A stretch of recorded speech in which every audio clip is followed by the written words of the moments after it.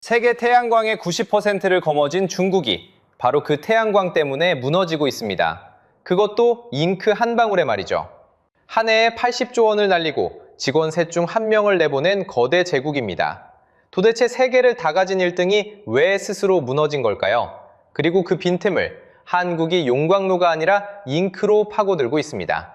여러분 집 지붕에 깔린 태양광이 왜 거의 다 중국산인지, 그게 왜 여러분의 전기료와 일자리를 바꾸는지, 그 숨은 구조를 지금부터 함께 파헤쳐 보겠습니다. 여러분, 한 분야에서 90%를 가졌다고 생각해 보세요. 그건 사실상 시장 전체를 손에 쥔 겁니다.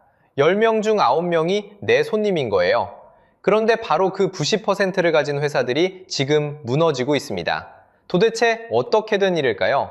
자, 숫자로 보면요. 중국은 태양광의 거의 모든 단계를 틀어주고 있습니다.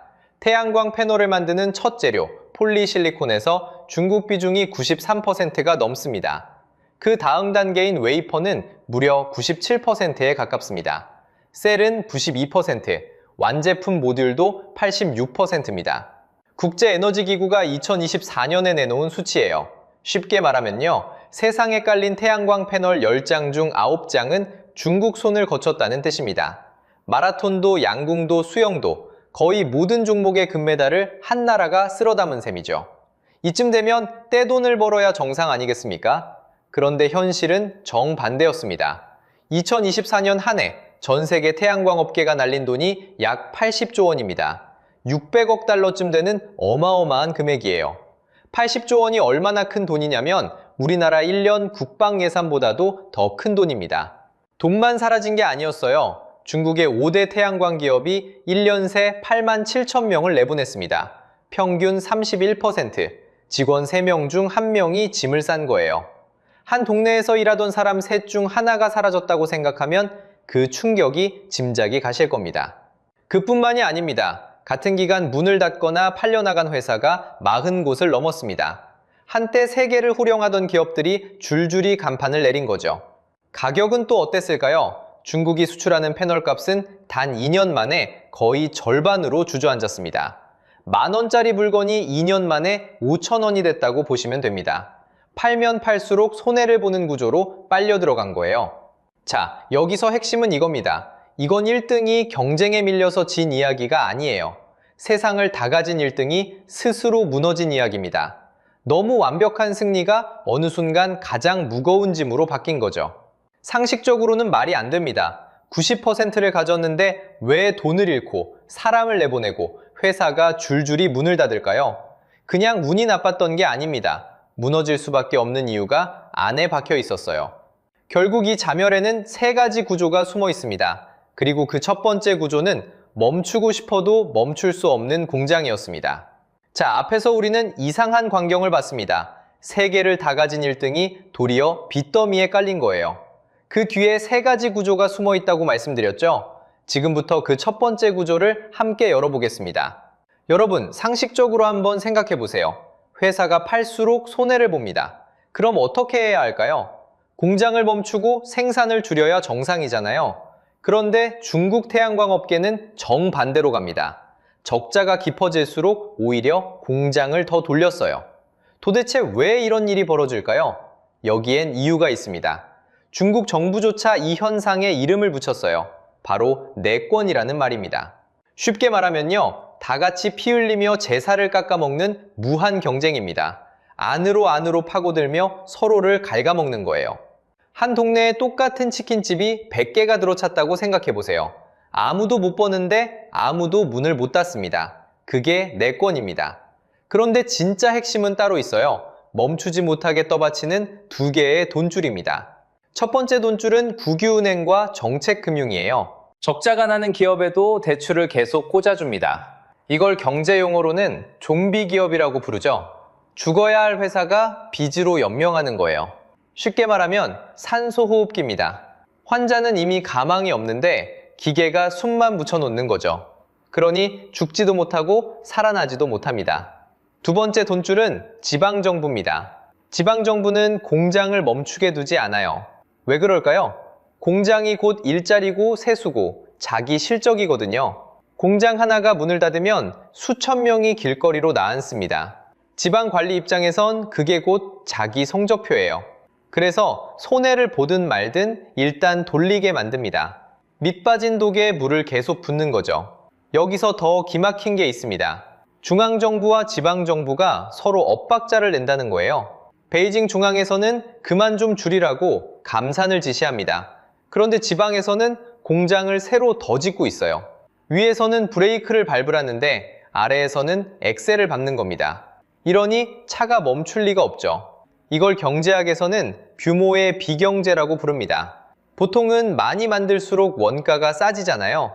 그런데 어느 선을 넘으면 거꾸로 됩니다. 너무 많이 만들어서 다 같이 망하는 지점이 오는 거예요. 한번 들어가면 빠져나올 수도 없습니다.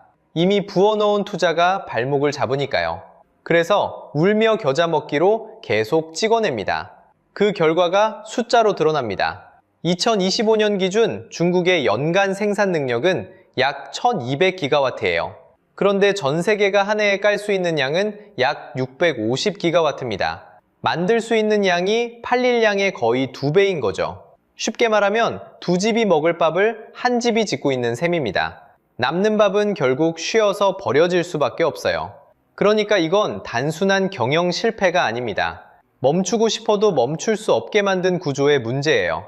브레이크가 고장난 트럭이 내리막을 달리는 것과 똑같습니다. 운전자가 멈추고 싶어도 차가 안 서는 거죠. 자, 그렇다면 이렇게 죽기 살기로 만든 패널 한 장을 팔면 도대체 얼마가 남을까요? 그 지갑을 직접 열어보겠습니다. 자, 그럼 그렇게 죽기 살기로 많이 파는데도 정말 안 남을까요? 결론부터 말씀드리면 여러분, 생각보다 훨씬 더 안 남습니다. 거의 한 푼도 안 남는 수준이거든요. 먼저 가격부터 보시죠. 태양광 패널 한 장의 가격이 1년 반 만에 절반으로 주저앉았습니다. 작년 이맘때 10,000원 받던 물건을 지금은 5,000원에 내놓는 셈이죠. 그러다 결국 와트당 1위안, 우리 돈으로 200원 아래까지 내려갔습니다. 문제는 이 가격이 원가에도 못 미친다는 겁니다. 즉, 팔면 팔수록 손해가 쌓이는 구간으로 들어가 버린 거예요. 경제학에서는 이렇게 원가 밑으로 떨어진 가격대를 데드존이라고 부릅니다. 쉽게 말하면요, 들어가는 순간 무조건 적자가 나는 죽음의 구간인 거죠. 재료값도 같이 무너졌습니다. 패널의 핵심 원료인 폴리실리콘 가격을 보면요, 톤당 23만 위안에서 6만 5천 위안으로 떨어졌습니다. 1년도 안 되는 사이에 70%가 넘게 증발한 거예요. 원료가 이렇게 싸졌으면 숨통이 튀어야 정상이잖아요. 그런데 제품 가격이 그보다 더 빠르게 굴러떨어지니까 싸진 재료값이 아무 의미가 없어졌습니다. 그래서 실제로 얼마가 남는지 진짜 지갑을 열어볼까요? 중국 5대 기업의 평균 이익률을 보면 답이 나옵니다. 한때 12.4%였던 이익률이 4.7%로 주저앉았거든요. 이게 무슨 뜻이냐면요, 100원짜리를 팔아서 12원쯤 손해주던 회사가 이제는 5원도 못 챙긴다는 얘기입니다. 여러분, 한번 같이 계산해 보세요. 100원을 받아서 원료 사고 인건비 주고 공장 돌리고 나면 손에 떨어지는 건 동전 몇 개도 안 되는 거예요. 그러니까 결국 100원짜리를 팔아서 남는 건 고작 5원도 안 됩니다. 그런데 여기서 끝이 아닙니다. 내수로 다 소화하지 못한 물량이 산더미처럼 쌓이거든요. 그러면 어떻게 할까요? 헐값에라도 해외로 밀어내는 수밖에 없습니다. 이걸 경제학에서는 덤핑이라고 부릅니다. 원가보다 싸게 던지듯 파는 거죠. 그런데 미국도 유럽도 바보가 아니잖아요. 자국 산업 죽는다며 줄줄이 관세 장벽을 세웠습니다. 안 팔면 적자, 싸게 팔면 또 적자, 수출하려니 관세까지. 그야말로 삼중고에 갇혀버린 거예요. 정리하면 이렇습니다. 가격은 원가 밑으로 꺼졌고 이익률은 반토막 났고 남은 물량은 관세에 막혔습니다. 세계 90%를 거머쥔 거인이 정작 한 장을 팔 때마다 피를 흘리고 있는 거죠. 다시 말하지만 100원어치를 팔아도 그 손에 주는 건 5원이 채 안 됩니다. 그런데 바로 이 진흙탕에 한국은 같이 뛰어들지 않았습니다. 가격 싸움에 발을 담그는 대신 게임의 규칙 자체를 바꿔버렸거든요. 자, 여기서 핵심입니다. 그럼 한국은 그 규칙을 도대체 어떻게 바꿨다는 걸까요? 지금까지의 태양광은 한마디로 중공업이었습니다. 실리콘을 녹이려면 무려 섭씨 1400도가 넘는 용광로가 필요했거든요. 쉽게 말하면요, 제철소에서 쇳물을 끓이는 것과 비슷한 산업이었던 겁니다. 거대한 설비, 막대한 전기, 끝없는 규모 싸움, 바로 이 판에서 중국이 세계를 다 가져갔던 거죠. 그런데 한국이 들고 나온 건 용광로가 아니었습니다. 잉크였습니다. 페로브스카이트라는 신소재인데요. 이건 액체 상태입니다. 그러니까 종이에 잉크를 인쇄하듯 얇게 발라서 빛을 전기로 가꾸는 겁니다. 필요한 온도는 150도가 안 됩니다. 가정집 오븐 수준이죠. 1400도짜리 용광로 싸움이 150도짜리 정밀 프린터 싸움으로 통째로 바뀐 겁니다. 그런데 진짜 무서운 건 따로 있습니다. 바로 텐덤이라는 구조인데요. 쉽게 말하면 햇빛을 2번 짜내는 2층 태양전지입니다. 생각해보세요. 위층의 페로브스카이트가 짧은 파장의 빛을 먼저 먹습니다. 그 아래 깔린 기존 실리콘이 남은 긴 파장을 한 번 더 먹는 거죠. 한 번 떨어진 햇빛에서 2번을 짜내는 셈입니다. 과일을 한 번 짜고 버리던 걸 다시 한 번 눌러 마지막 즙까지 받아내는 것과 같습니다. 그래서 효율의 이론적 한계가 약 43%까지 올라갑니다. 기존 실리콘 한 장만 쓸 때의 1000장을 훌쩍 넘어서는 숫자죠. 자, 그럼 한국이 준 무기를 하나씩 못 박아 보겠습니다. 첫 번째 무기입니다. 한화퓨셀이 2024년 12월 양산이 가능한 크기의 셀에서 텐덤 휴효율 28.6%를 기록했습니다. 그것도 세계에서 가장 까다롭다는 독일 프라운호퍼 연구소가 인증한 숫자입니다. 그런데 여기서 누군가는 이렇게 말할 겁니다. 중국 롱지가 34.85% 찍었다던데 한국이 진 거 아니냐고요. 천만에요. 무대가 다릅니다. 롱지의 그 숫자는 손톱만한 소면적 연구셀에서 나온 기록입니다. 한화큐셀의 28.6%는 실제 공장에서 찍어낼 수 있는 진짜 패널 크기에서 나온 거죠. 쉽게 말하면 한쪽은 액자에 넣을 우표 한 장, 한쪽은 지붕에 깔 진짜 패널입니다. 실험실 우표가 아무리 화려해도 내 집 지붕에 깔리는 건 공장에서 찍어낸 패널이거든요. 두 번째 무기입니다. 한화큐셀은 2025년 5월 텐덤 모듈로 세계 최초의 국제 인증을 통과했습니다. IEC와 UL이라는 국제 규격인데요. 자외선, 열, 습기, 얼었다 녹기를 수없이 반복하는 혹독한 시험을 다 견뎌낸 겁니다. 이게 왜 중요할까요? 이걸 업계에서는 뱅커빌리티라고 부릅니다. 쉽게 말하면 은행이 30년 보증을 믿고 돈을 빌려주는 자격증입니다. 아무리 효율이 높아도 이 도장이 없으면 은행은 한 푼도 안 빌려줍니다. 한국이 그 자격증을 세계에서 가장 먼저 손에 쥔 거죠. 세 번째 무기입니다. 2025년 9월 4일 한국전력이 세계 최초로 100W급 창문형 페로브스카이트를 한전 아트센터에서 가동했습니다. 건물 유리창이 곧 발전소가 되는 거죠. 게다가 한화시스템의 사내벤처 플렉셀 스페이스는 위성에 쓰는 방막 텐덤을 만들고 있습니다. 2025년 11월 누리호 4차 발사 때 우주궤도에서 실증할 예정이고요. 지붕에서 유리창으로 그리고 우주까지 판을 넓히고 있는 겁니다. 그리고 결정적인 한 방이 더 있습니다. 페로브스카이트는 히토류가 필요 없습니다. 중국이 늘 마지막에 꺼내들던 그 히토류 카드. 페로브스카이트 앞에서는 통하지 않는다는 뜻이죠. 그런데요, 여기서 들뜨면 안 됩니다. 박수치기엔 너무 이른 이유가 있거든요. 자, 여기까지 들으셨으면 이런 생각이 드실 겁니다. 그럼 이제 한국이 이긴 거 아니냐고요. 게임은 끝난 거 아니냐고요. 하지만 지금부터 찬물을 좀 끼얹어 보겠습니다. 통쾌함에 취해 있으면 진짜 그림을 놓치거든요. 한국의 우위는 생각보다 좁고 위태롭습니다. 먼저 중국 이야기입니다. 중국이 가만히 당하고만 있을 리가 없잖아요. 마이크로 퀀타라는 중국 기업이 있습니다. 이 회사는 2026년 6월에 효율 26%짜리 컬러 텐덤 모듈을 이미 상용 출시했습니다. 그것도 건물 외벽에 붙이는 제품이거든요. 연구실 시제품이 아니라 진짜 시장에 파는 물건입니다. GCL이나 유트모라이트 같은 회사들도 실제 현장에 물량을 내보내고 있습니다. 무슨 뜻일까요? 한국이 잉크 기술로 앞섰다고 안심하는 사이 중국은 벌써 같은 잉크를 들고 따라붙었다는 겁니다. 게다가 중국에는 거대한 자국 시장이 버티고 있습니다. 중국 페로브스카이트 시장은 2026년에 약 101억 위안 규모로 예상됩니다. 그런데 2030년에는 약 950억 위안까지 커진다는 전망이 나옵니다. 4년 만에 거의 10배입니다. 쉽게 말하면요, 동네 구멍가게가 4년 만에 대형마트로 변하는 속도입니다. 이 정도 내수시장을 깔고 추격하는 상대를 만만하게 봐선 안 됩니다. 그럼 미국은 우리 편 아니냐고요? 여기서도 착각하면 안 됩니다.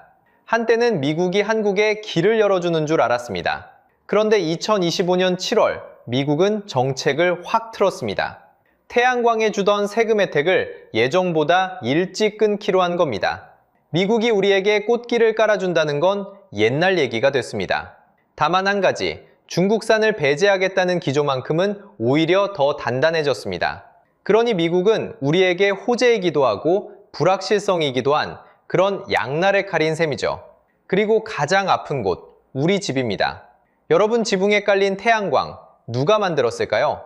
국내에서 쓰는 모듈 중 국산 비중은 2019년에 78.4%였습니다. 그런데 2024년에는 41.6%까지 떨어졌습니다. 5년 만에 거의 반토막이 난 겁니다. 더 뼈아픈 건 수입 물량입니다. 우리가 들여오는 모듈의 98%가 중국산입니다. 100개를 사오면 98개가 중국 제품이라는 뜻이죠. 결국 비싸면 안 산다는 시장의 냉정한 현실, 바로 이게 그 증거입니다. 그래서 한국은 가격으로 싸우면 안 됩니다. 더 싸게 찍어내는 게임에서는 중국을 절대 못 이깁니다.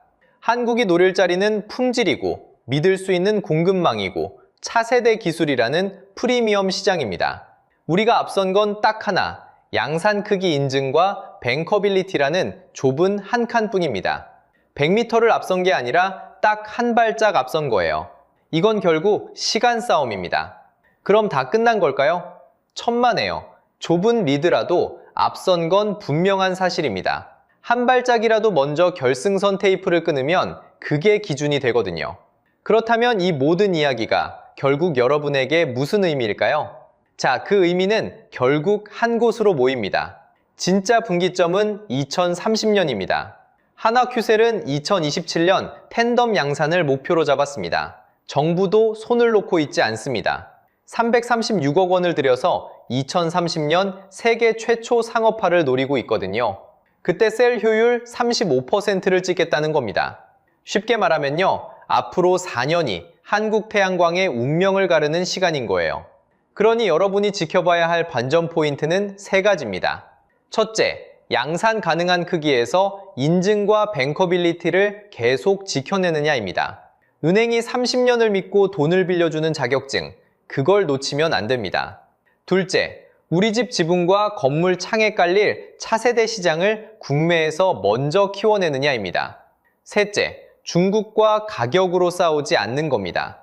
더 싼 값이 아니라 더 믿을 수 있다는 신뢰, 그 프리미엄으로 가야 합니다. 여기서 핵심입니다. 들뜨지도 비관하지도 말고 이미 벌어진 사실 세 가지를 또렷이 기억하세요.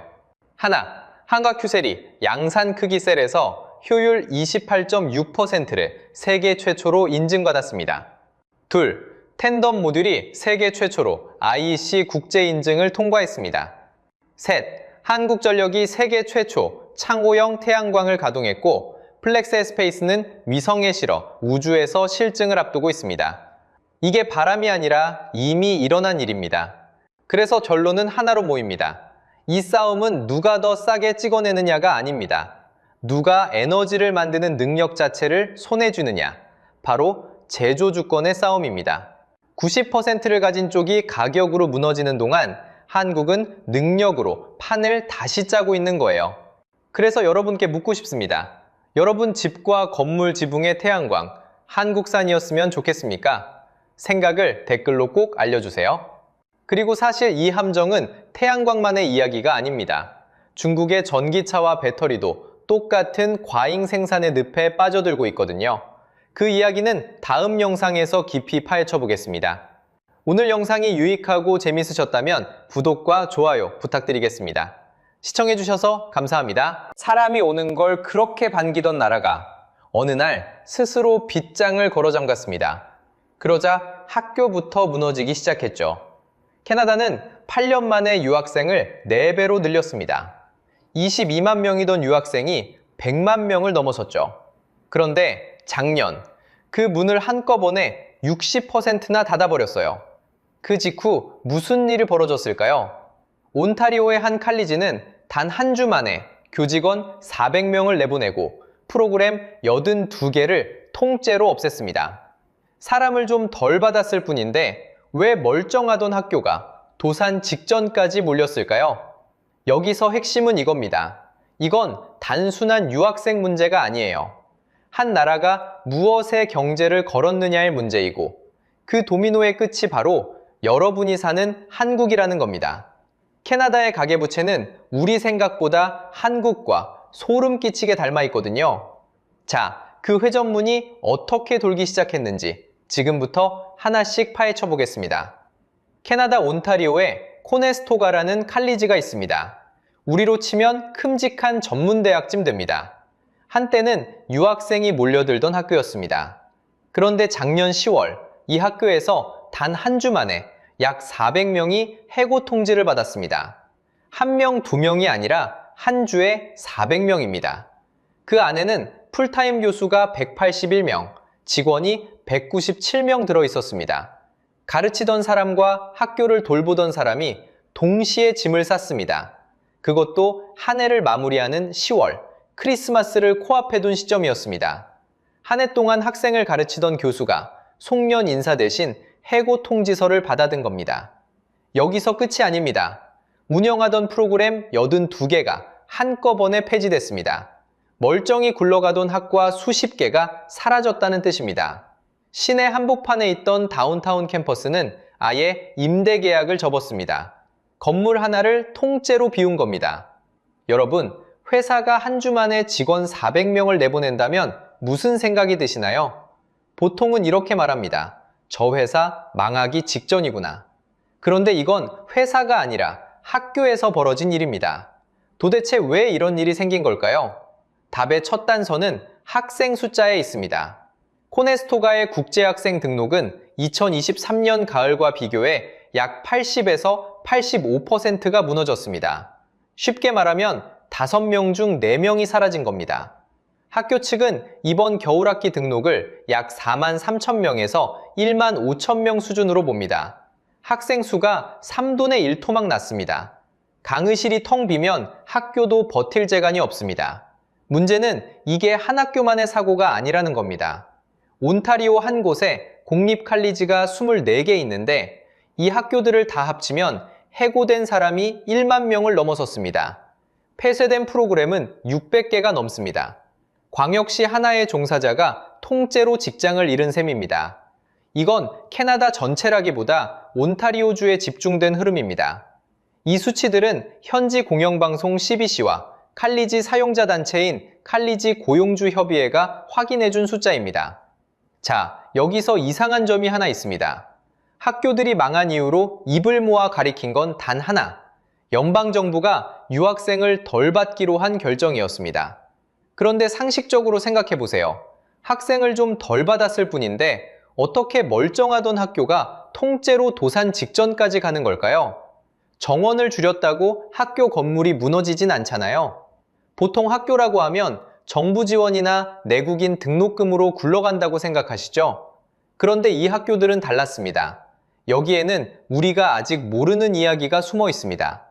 이 학교들이 그동안 무엇에 그렇게 목숨을 걸고 있었는지 그 정체를 알고 나면 등골이 서늘해집니다. 자, 여기서 핵심입니다. 멀쩡한 학교가 왜 한 학기 만에 무너졌을까요? 답은 돈의 흐름을 따라가 보면 드러납니다. 캐나다 칼리지에서 내국인 학생이 내는 1년 등록금은 보통 몇백만 원 수준입니다. 그런데 유학생은 같은 강의실, 같은 수업을 들으면서 그 3배에서 5배를 냅니다. 쉽게 말하면요, 옆자리 친구와 똑같은 책상에 앉아 똑같은 칠판을 보는데 한 명은 내국인 가격, 한 명은 외국인 가격을 내는 겁니다. 학교 입장에서 유학생 한 명은 내국인 서너 명 몫의 현금이었습니다. 그러니 어떻게 됐을까요?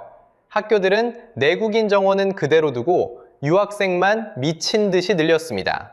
코네스토가 같은 칼리지는 이 외국인 등록금 하나로 흑자가 수십 배로 불었습니다. 여기서 멈췄으면 다행인데 학교는 그 돈을 담보로 빚을 내서 캠퍼스를 새로 짓고 건물을 임대하고 프로그램을 들렸습니다. 들어올 돈을 미리 당겨 쓴 거죠. 결국 이 학교들은 외국인 등록금이라는 단 하나의 수입원에 모든 걸 건 셈입니다. 이걸 경제학에서는 단일 수입원 의존이라고 부릅니다. 수입의 통로가 딱 하나라서 그 하나가 막히면 전체가 한꺼번에 멈춰버리는 위험한 구조를 말하는 거예요. 게다가 유학생에게 캐나다 학위는 영주권으로 가는 가장 확실한 지름길이었습니다. 다른 선택지가 마땅치 않으니 비싼 값을 알면서도 울며 겨자 먹기로 등록금을 낼 수밖에 없었습니다. 경제학에서는 이런 걸 포로 시장이라고 합니다. 한번 발을 들이면 빠져나갈 길이 없어 비싼 값을 치를 수밖에 없는 시장을 말하는 거죠. 그럼 이 흐름이 얼마나 거대했는지 숫자로 보면요. 캐나다 유학생은 2015년 약 22만 9천 명에서 2023년 약 104만 명으로 늘었습니다. 8년 만에 4배입니다. 광역시 하나가 통째로 유학생으로 채워진 셈이죠. 임시 거주자까지 합치면 최근 5년간 약 200만 명이 들어왔고 2023년 한 해에만 인구가 127만 명, 3.2% 늘었습니다. 1957년 이후 가장 큰 폭입니다. 그런데 여러분, 도대체 이렇게 사람이 들어오는 걸 반기던 나라가 왜 스스로 빗장을 걸었을까요? 집값과 인프라가 한계에 부딪혔기 때문입니다. 사람은 쏟아져 들어오는데 집과 병원, 교통이 그 속도를 못 따라간 거죠. 그래서 연방정부는 2024년 1월 신규 유학 허가를 전년보다 35% 잘랐습니다. 여기서 끝이 아닙니다. 이민당국 IRCC 자료를 보면 2025년 신규 유학 허가는 1월부터 11월 누계로 1년 전보다 약 60%나 줄었습니다. 코로나로 국경을 걸어 잠갔던 때보다도 적게 발급된 겁니다. 문은 그냥 좁아진 게 아니라 3중으로 강화됐습니다. 첫째, 생활비 증빙 기준을 약 1만 달러에서 2만 635달러로 2배 올렸습니다. 둘째, 주정부 입학 확인서, 이른바 PAL을 새로 받게 했습니다. 셋째, 졸업 후 취업 허가 자격도 까다롭게 조였습니다.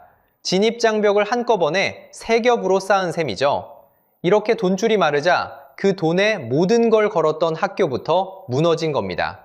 그런데 여러분, 문제는 학교만 무너진 게 아니라는 겁니다. 학생이 사라지면 가장 먼저 누가 곤란해질까요? 학교만이 아닙니다. 그 학생들이 자던 방, 바로 임대 시장입니다.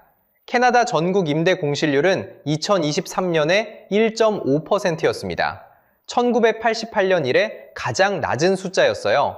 빈방이 1000개 중에 15개 뿐이라는 뜻입니다. 사실상 방을 구하는 게 전쟁이었죠. 그런데 2025년 가을 이 숫자가 3.1%로 뛰었습니다. 단 2년 만에 2배가 된 겁니다. 밴쿠버는 더 극적입니다. 공실률이 3.7%까지 올랐어요. 무려 37년 만에 가장 높은 수치입니다. 토론토도 3%에 닿았습니다. 여기서 한 가지만 짚고 가겠습니다. 이건 캐나다 전체가 아니라 유학생이 몰렸던 특정 대도시 이야기예요. 빈방이 들면 어떻게 될까요?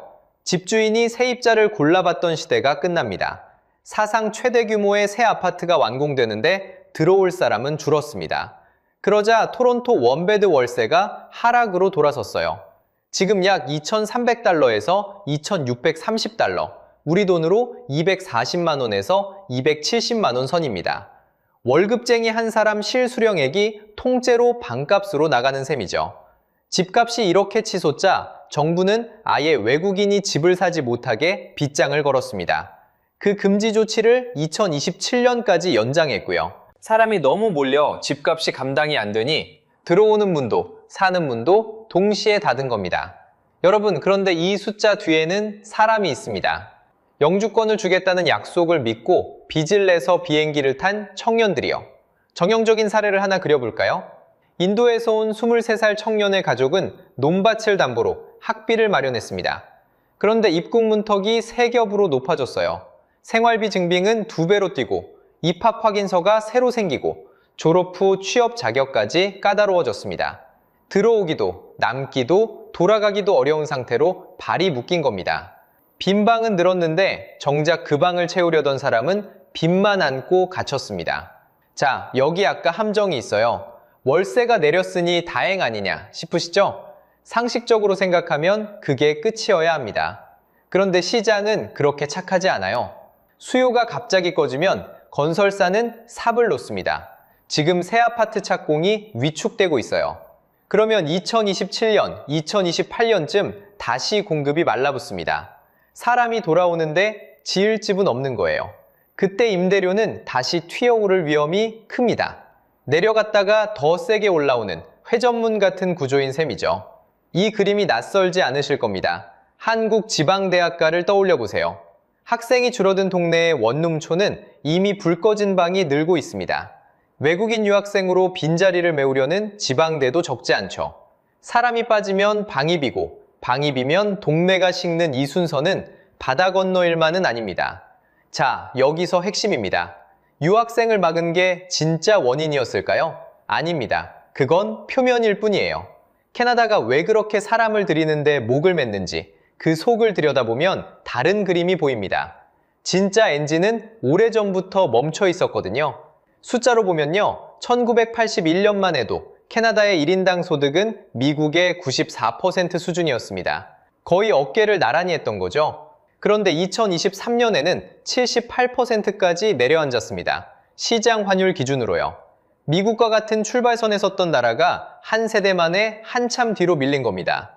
여기서 일부에서는 캐나다가 미국의 어느 가난한 주보다 못 산다고 말하기도 하는데 그건 측정 방식에 따라 달라지니 단정하진 않겠습니다.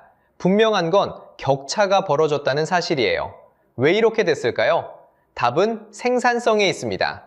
노동 생산성, 쉽게 말하면 한 사람이 1시간 일해서 만들어내는 부의 크기인데요. 캐나다는 이게 10년 가까이 사실상 제자리였습니다. 같은 기간 미국은 약 3배 빠르게 끌어올렸고요. 한쪽은 뛰는데 한쪽은 걷기만 한 거예요. 미래를 위한 투자도 인색했습니다. 연구개발에 쓰는 돈이 경제 규모 대비 1.8%, OECD 평균인 2.7%에 한참 못 미쳤거든요. 발목을 잡는 게 또 있습니다. 캐나다는 같은 나라 아닌데도 주와 주 사이에 보이지 않는 장벽이 있어요. 국제통화기금 IMF는 이 내부 장벽이 무려 9%짜리 관세와 맞먹는다고 분석했습니다. 쉽게 말하면 한 나라 안에서 다른 주의 물건을 팔 때 외국에 수출하듯 비용을 무는 셈이죠. 그럼 그 많은 돈은 어디로 갔을까요? 생산이 아니라 부동산으로 갔습니다. 한때 자동차를 한 해 306만 대씩 찍어내며 세계 5위였던 나라가 2023년엔 150만 대로 반토막 났어요. 공장에서 빠진 돈이 집으로 몰린 겁니다. 전국 평균 집값은 10년 만에 거의 2배로 뛰어 약 66만 캐나다 달러. 토론토와 밴쿠버는 평균이 우리 돈으로 12억 원을 넘었습니다. 이걸 경제학에서는 자원의 저주라고 부릅니다. 석유와 목재 같은 자원이 풍족하다 보니 어렵게 기술과 산업을 키우는 대신 땅값 올리기에 안주하게 되는 함정이죠. 그래서 생긴 게 생산성 함정입니다. 만들어내는 힘은 멈췄는데 자산값만 부푸니 일해서 버는 사람은 영영 집을 못 사는 구조예요. 그 청구서를 받아든 게 바로 청년들입니다. 캐나다 29세 이하 청년의 60% 이상이 내 세대는 부모보다 못 살 거라고 답했습니다. 빚은 또 어떻고요? 가계가 1년에 쓸 수 있는 돈 대비 빚이 약 177%. 1달러 벌어 1.77달러를 빚지고 있는 셈이고 이건 선진 7개국 중 가장 높습니다. 그 빚의 무게는 숫자로도 드러납니다. 2025년 한 해 빚을 감당하지 못해 파산하거나 빚을 다시 짜야 했던 사람이 14만 명을 넘었습니다. 하루 평균 385명 꼴이에요. 1987년에 이 통계를 내기 시작한 이래 손에 꼽히게 많은 숫자입니다. 그러니 똑똑한 청년들은 짐을 쌌어요. 미국에 영주 취업한 캐나다인의 60%가 이민자 출신이고 그중 절반 가까이가 공학이나 수학 분야였습니다. 캐나다가 학비 들여 키워놓으면 그 인재를 미국이 데려가 과실을 먹는 거예요. 오해는 마세요. 이민을 받지 말자는 얘기가 절대 아닙니다. 사람을 못 받으면 또 다른 위기가 옵니다. 자원밖에 없는 나라가 사람마저 빠지면 엔진은 완전히 꺼지니까요. 문제는 사람을 들이느냐 막느냐가 아니라 들인 사람을 일하게 만들 엔진이 멈춰 있었다는 겁니다. 유학생 등록금은 그 멈춘 엔진을 가린 얇은 커튼이었을 뿐이고요. 자, 이제 가장 불편한 질문을 드리겠습니다. 이게 정말 캐나다만의 이야기일까요? 여러분이 매달 갚는 빚을 한번 떠올려 보세요. 캐나다 사람들은 1달러를 벌면 1달러 85센트의 빚을 지고 있었습니다. 처분 가능 소득 대비 가계부채가 약 185%였던 거죠. 쉽게 말하면 한 해 손해주는 돈보다 갚을 빚이 훨씬 많다는 뜻입니다. 그런데 한국은 어떨까요? 2023년 기준 약 186.5%였습니다. 캐나다와 사실상 똑같습니다. OECD 통계로도 둘 다 세계 최상위권이에요. 여기서 핵심은 이겁니다.